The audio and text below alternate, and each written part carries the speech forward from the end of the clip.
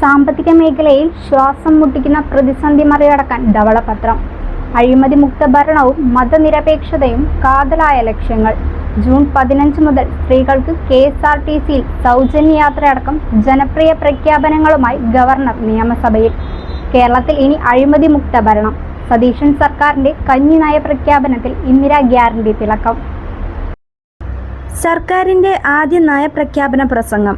Governor Rajendra Vishwanath ആർലേക്കറാണ് പുതിയ സർക്കാരിന്റെ വികസന കാഴ്ചപ്പാടുകളും ജനപ്രിയ വാഗ്ദാനങ്ങളും അടങ്ങിയ നയപ്രഖ്യാപനം സഭയിൽ അവതരിപ്പിച്ചത്. വന്ദേമാതരം ആലപിച്ചുകൊണ്ടാണ് സഭാ നടപടികൾക്ക് തുടക്കമിട്ടതെങ്കിലും അതിന്റെ ആദ്യ ഭാഗം മാത്രമാണ് വായിച്ചത്. കേരളത്തിന്റെ സാമ്പത്തിക അടിത്തറയെ പുനരുദ്ധാനിക്കാനുള്ള ശക്തമായ കർമ്മ പദ്ധതികളാണ് നയപ്രഖ്യാപനത്തിന്റെ കാതൽ. കഴിഞ്ഞ സർക്കാരിന്റെ കാലത്തുണ്ടായ സാമ്പത്തിക ബാധ്യതകളും നിലവിലെ യഥാർത്ഥ ധനസ്ഥിതിയും പൊതുജനങ്ങൾക്ക് മുന്നിൽ വ്യക്തമാക്കാൻ പുതിയ സർക്കാർ ഉടൻ തന്നെ ധനകാര്യ ധവളപത്രം പുറത്തിറക്കുമെന്ന് ഗവർണർ പ്രഖ്യാപിച്ചു.